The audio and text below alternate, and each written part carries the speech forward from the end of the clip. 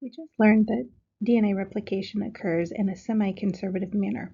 So let's talk about the specifics of how this happens in bacteria and in eukaryotes. In bacteria, we are copying a circular piece of DNA, and the mechanism for this is called theta replication. It's called theta replication after the Greek letter theta, which is a circle with a line through the center. And if we look at the steps in our replication, we have a step that looks like a circle with a line in the center. So that's why we call this theta replication. In eukaryotes, we have a single circular chromosome, and replication takes place by opening up a little replication bubble. So this is a little bubble that forms when the double helix is opened up due to negative supercoiling. And that forces the strand to untwist and then also to separate. Once that replication bubble separates, replication happens in a bidirectional manner, meaning it happens in both directions on both strands at the same time, and replication continues around the bubble until it reaches the very end, and then at the very end, the center of the circles, the new DNA molecules are separated using a set of special enzymes so that we get two separate pieces of DNA. Now we can see the semi-conservative aspect of this in our diagram here. We've got two parent strands, and then we see this structure called the replication fork. And from that replication fork, we see new strands. The red strands here are new strands, which is also indicated in the image down below. So we have the template strand and the new strand forming for each side of our DNA molecule. In eukaryotes, we have a similar process, except that because we have linear DNA, we have multiple replication bubbles all along our molecule. And so we have multiple origins of replication, and each origin of replication produces a replication bubble. And within that replication bubble, we have bidirectional replication, extending out from the center on both strands, creating antiparallel strands that are direct copies of one another. And then replication happens until those bubbles essentially spread out and spread into one another and become a single long strand of replicated DNA. At the level of primary DNA structure, we already know that our strands are complementary. And so as DNA replication happens, our template strand is going to be used to add in the complementary base pair to form the new strand. We also know that our strands are going to be anti-parallel, and the anti-parallel nature of DNA is going to dictate some of the mechanics of how our molecule is reproduced at the replication fork and within that replication bubble. And then, of course, when we add our nucleotide in, we are forming a covalent bond between our sugar and our phosphate group, between our hydroxyl group and our phosphate group of the next nucleotide. And then in between our nucleotides, we have hydrogen bonding that's going to hold that strand together. So as we add in our nucleotides, we need new nucleotides to come in, fresh nucleotides for that complementary strand. The nucleotides that come in are called deoxynucleotide triphosphates. And they are triphosphates, meaning that there are 3 phosphate groups attached to the sugar structure. We normally only have 1 phosphate group here, and that phosphate group is going to participate in the phosphodiester bond with the hydroxyl group that is being added.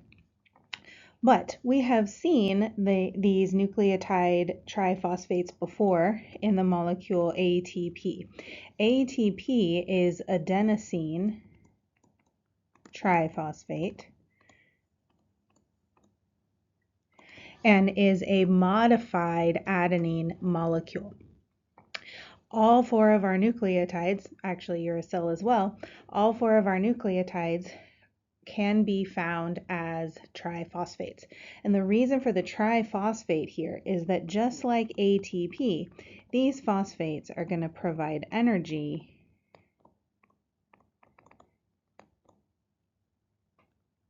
to catalyze that covalent bond between our nucleotides.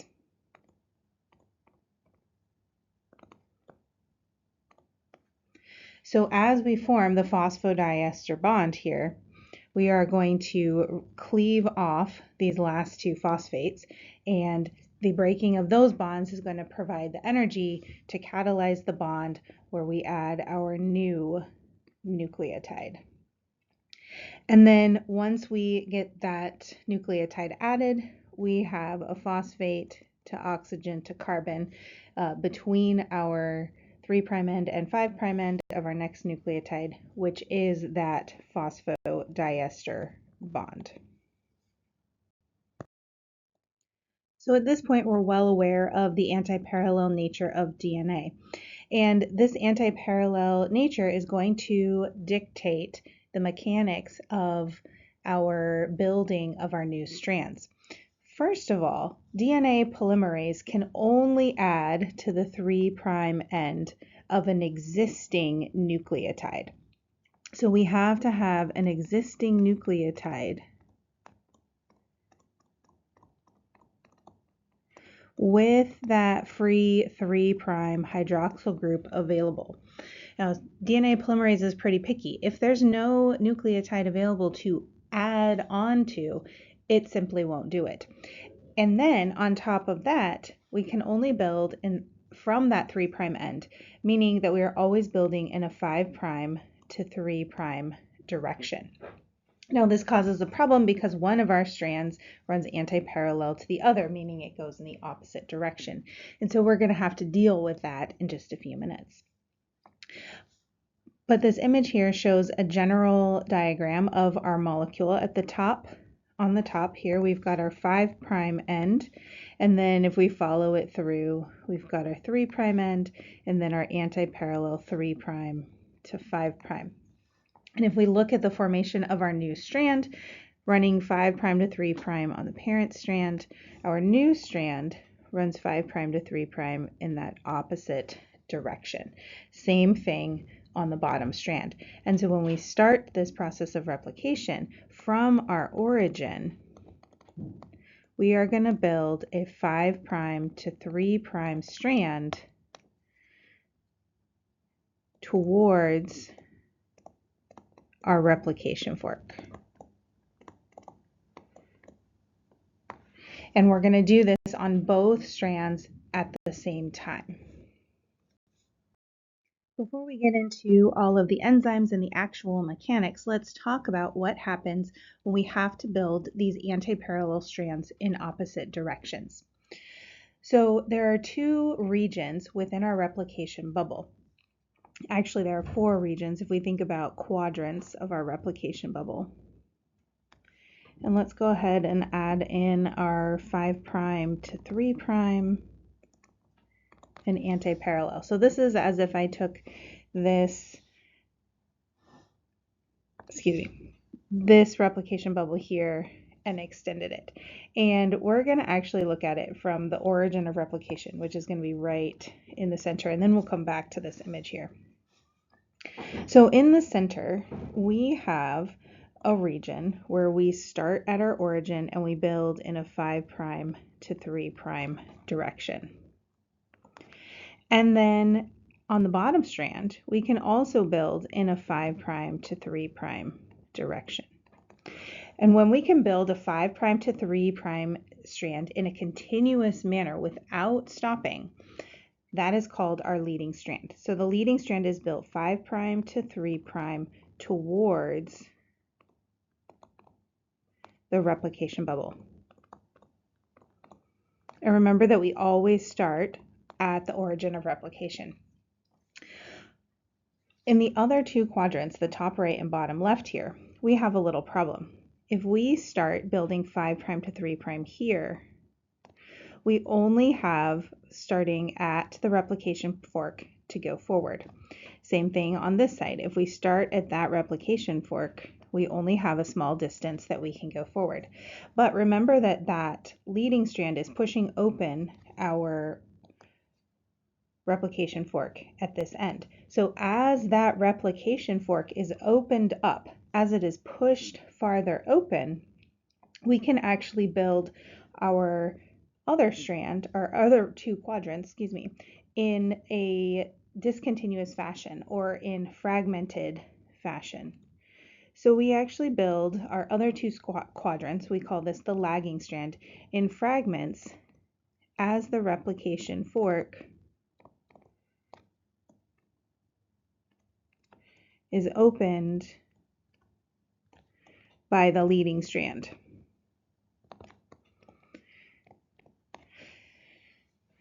And so if we look at this image on the right, we have the right-hand side of this diagram here. So this is our right-hand side. And we have a leading strand here on the bottom. So this bottom one is our leading strand, and it is going to push open that replication fork. So if we follow it down to the next one, this leading strand is still pushing open that replication fork, and it's going to continue to push open that replication fork.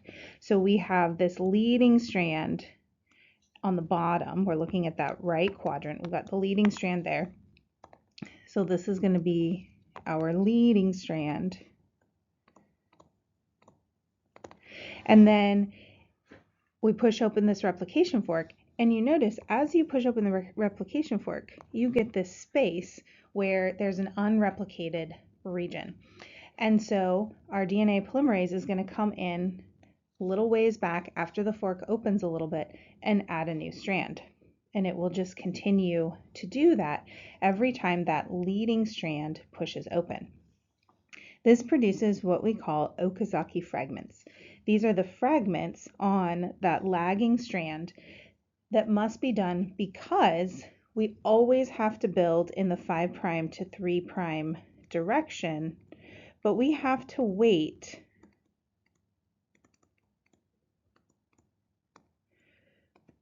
for the replication fork to open back up.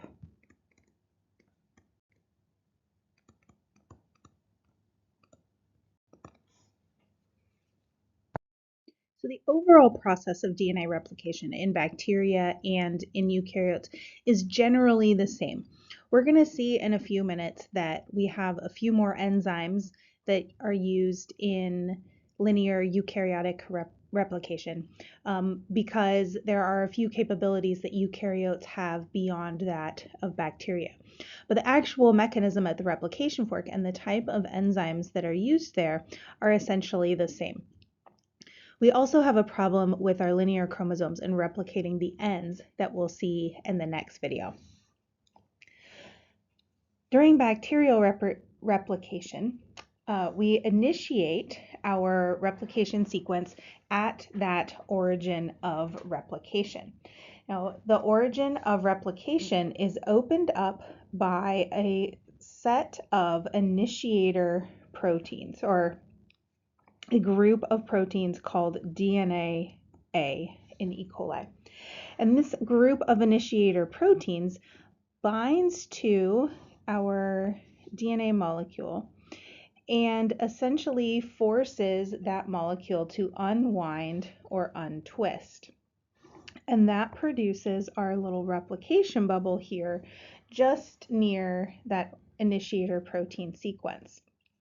And then once our replication bubble is open, then we have a set of enzymes and other proteins that bind at the replication bubble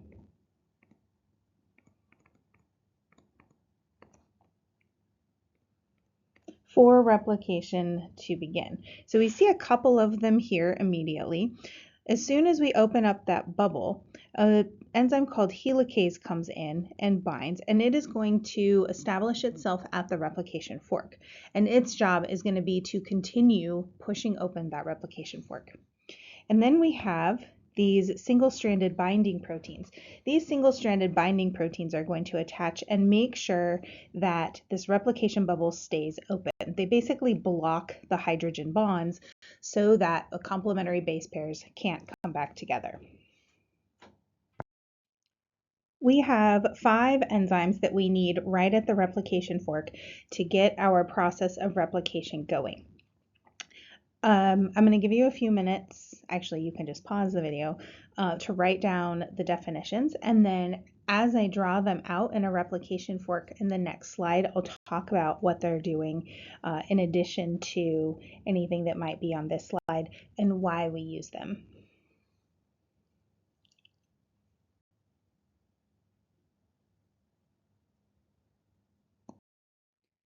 We're going to start at the origin of replication. In bacteria, this is called ORIC, origin of replication complex. And this region is going to be near to where our initiator proteins bind. And I'm just going to draw the initiators up on this strand up here, and then we're going to move away from them. So the initiators bind and they cause the replication bubble to open up. As soon as the replication bubble opens up, we get DNA helicase binding at the replication forks. So this is going to be our helicase. It's going to be blue. And helicase's role is to push open the replication fork. So it is going to move along the molecule and push that replication fork open as the leading strand is being built. Ahead of the replication fork, we have an enzyme called DNA gyrase. Now, DNA gyrase is a topoisomerase. And remember that we talked about topoisomerase in chapter 8. Topoisomerase is an enzyme that functions in winding and unwinding DNA. Now, this is not the same as the helicase, which separates our strands. Topoisomerase or DNA gyrase, topoisomerases in general, DNA gyrase is a type of topoisomerase, in replication are going to work to relieve the supercoiled tension ahead of DNA replication.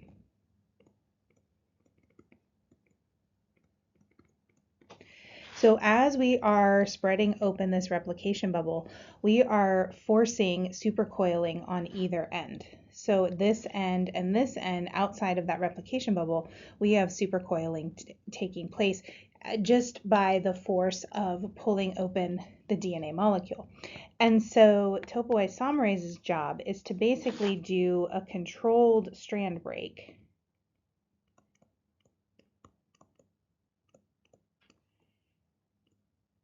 that is going to allow for some of that tension and twisting to be relieved so that our molecule doesn't break. And then we have our single-stranded binding proteins. These single-stranded binding proteins are going to bind to our strand along our replication fork, and they are going to keep this replication bubble open.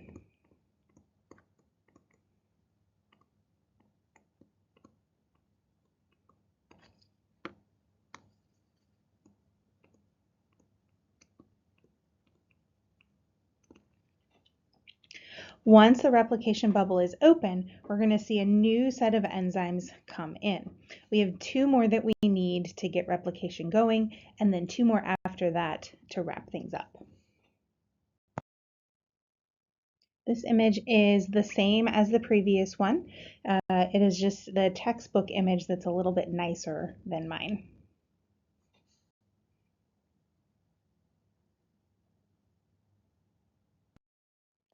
Now that we have our replication bubble and our forks opened up and ready to go, we're ready for our next set of enzymes. The next two enzymes that we need are DNA primase and DNA polymerase. Now, DNA polymerase is going to be our major enzyme. It's the main enzyme that's going to do the bulk of the replication. In bacteria, there are two different polymerases. DNA polymerase 3 is the main enzyme that is going to come in and do most of our synthesis. DNA polymerase is a really big enzyme that actually stretches across two different strands and combine the leading strand and the lagging strand at the same time. Now, I would like you to keep in mind that if you watch videos that are linked in Brightspace or just Google or YouTube videos, you're probably going to see DNA polymerase as a single enzyme or a single piece of enzyme on one strand at a time, and that's just for simplicity. There is a lecture video linked in the lecture notes online and in Brightspace that shows the more complex, sort of true to life shape of DNA polymerase. I'm just going to draw it as a single enzyme on one strand at a time for simplicity. So remember that DNA polymerase is pretty picky. DNA polymerase must have that 3' end already available. So there has to be a nucleotide present in order for DNA polymerase to add a nucleotide on.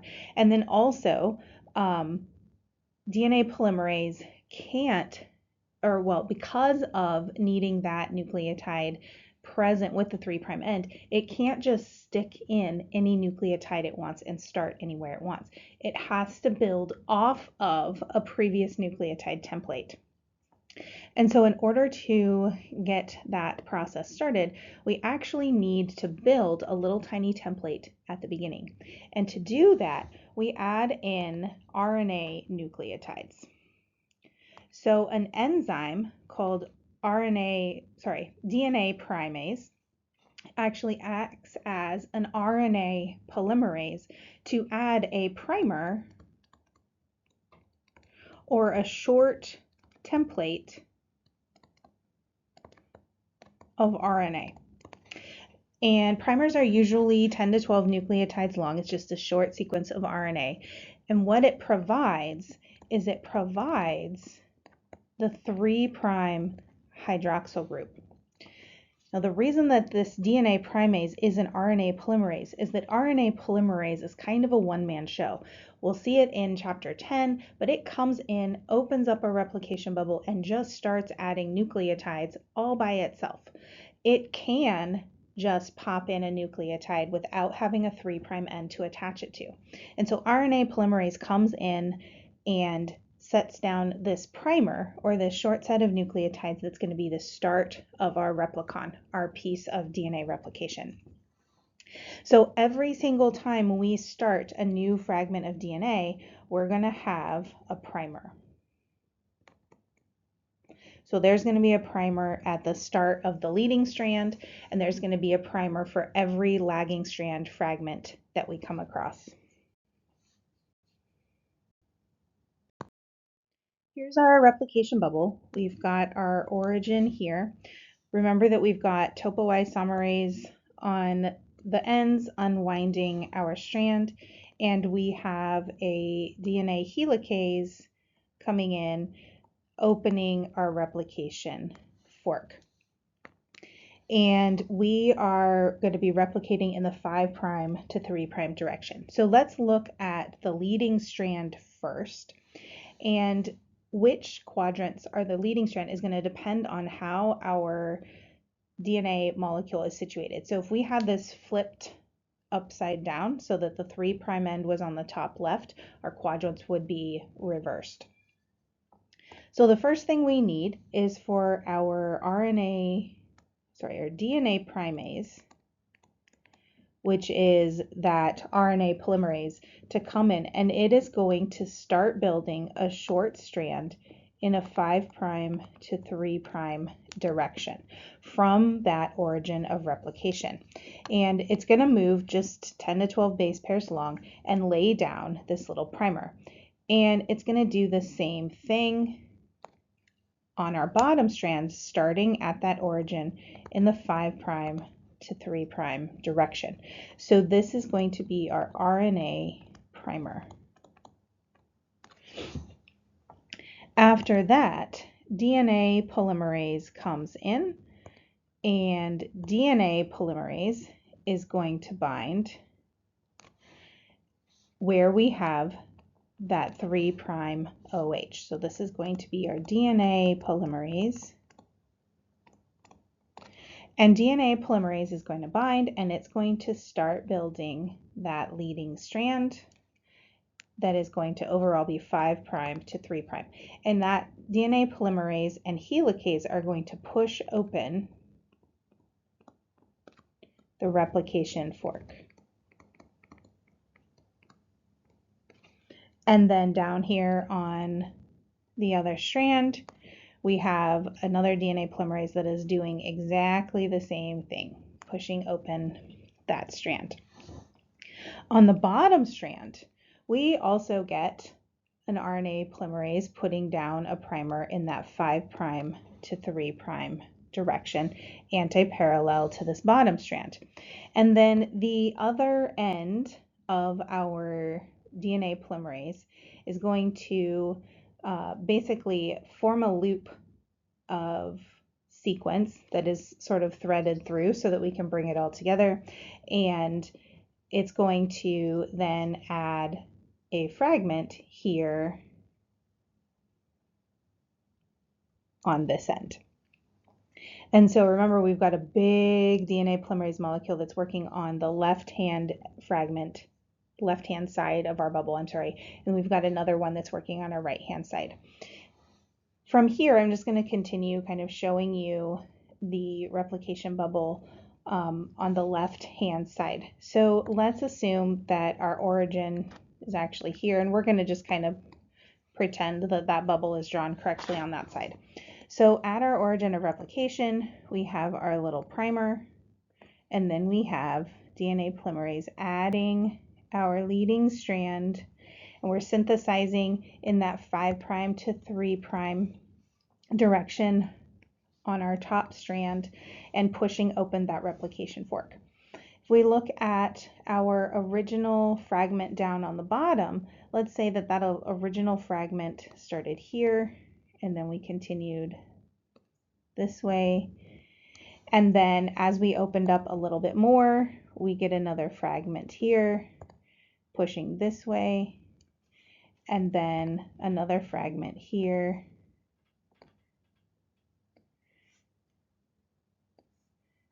pushing this way.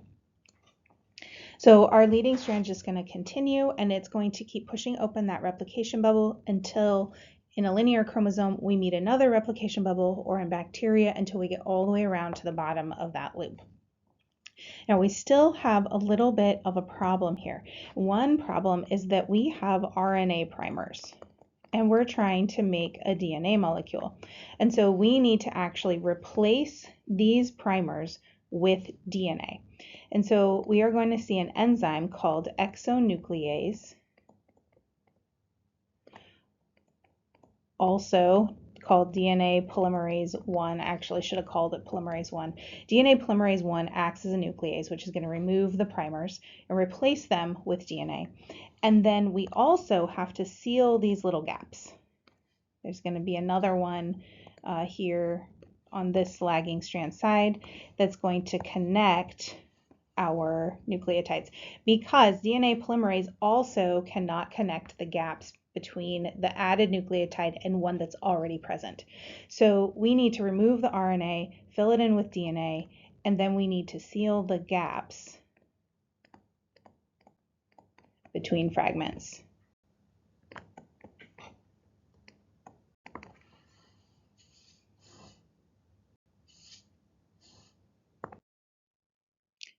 And again, here is our textbook diagram with all of the enzymes. We've got them all present except for those single-stranded binding proteins. Those just get in the way. In this image here, we've also added the primase molecule, and you can see the both sides leading and lagging strand synthesis. Notice that this quadrant up here, which I did not draw, is identical to the lagging strand over here. DNA polymerase III, which is our main replication enzyme, is actually a really large enzyme called a holoenzyme. And a holoenzyme is an enzyme that is made up of several different subunits.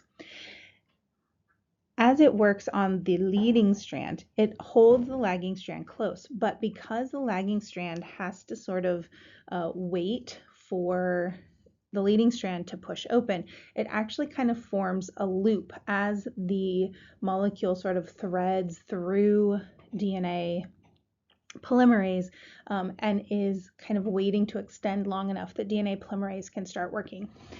In Brightspace, there is a video, I believe that it is Harvard University, and if you Google that, Harvard University DNA replication, you'll see an animation with the actual sort of true structure of DNA polymerase with the subunits.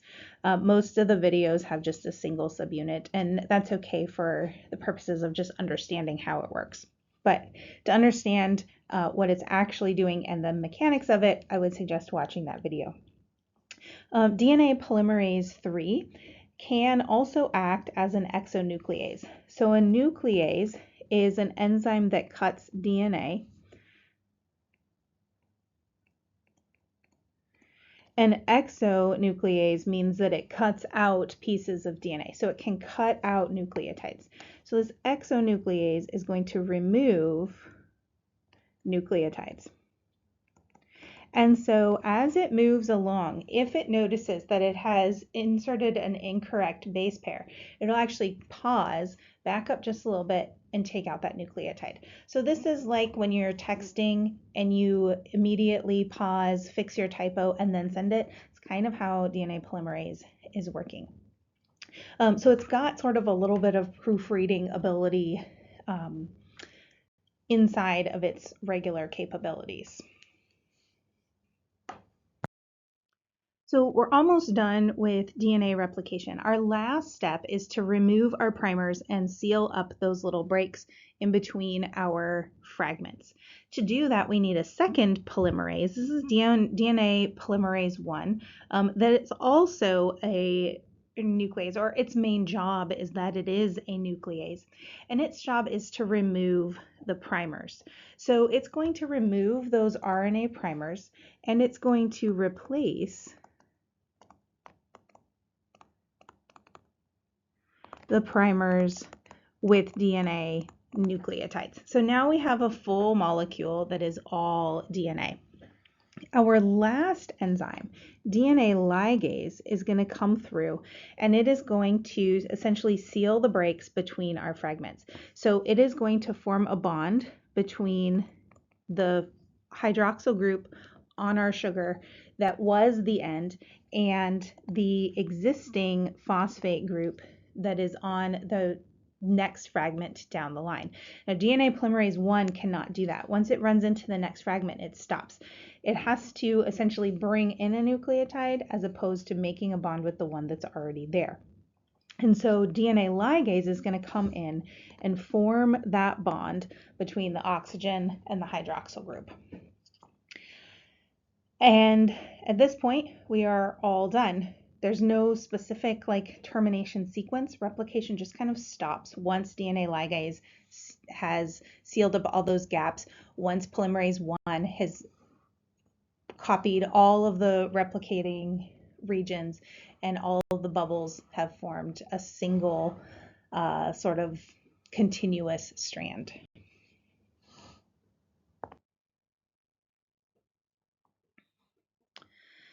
So this slide is really just writing notes on what exonuclease does. And then there's a little summary down at the bottom of the difference between DNA polymerase I and III.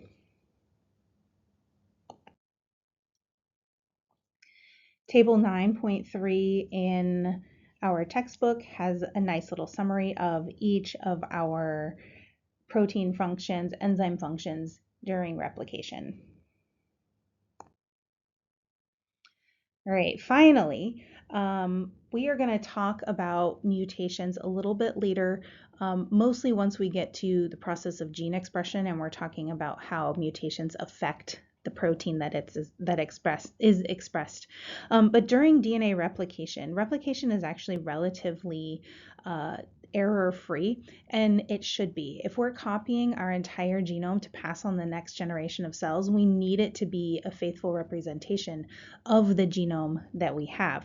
So DNA polymerase checks for errors as it moves, and then DNA polymerase 1 can also act as a proofreader. So even though its main job is to remove those RNA primers, it can also recognize if there's an incorrectly paired base, if the wrong nucleotide has been added, and it can come through, cut out the nucleotide, and add in the correct one.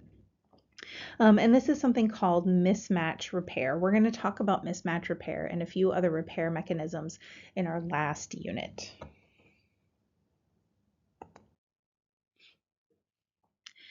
This last table shows the different types of polymerases in eukaryotic cells. There are many more DNA polymerases in eukaryotic cells for more extensive repair mechanisms and bigger repair mechanisms. So if we have a big break or if we have some sort of major structural problem with our DNA, our eukaryotic cells can fix that problem with a variety of tools that prokaryotes do not have.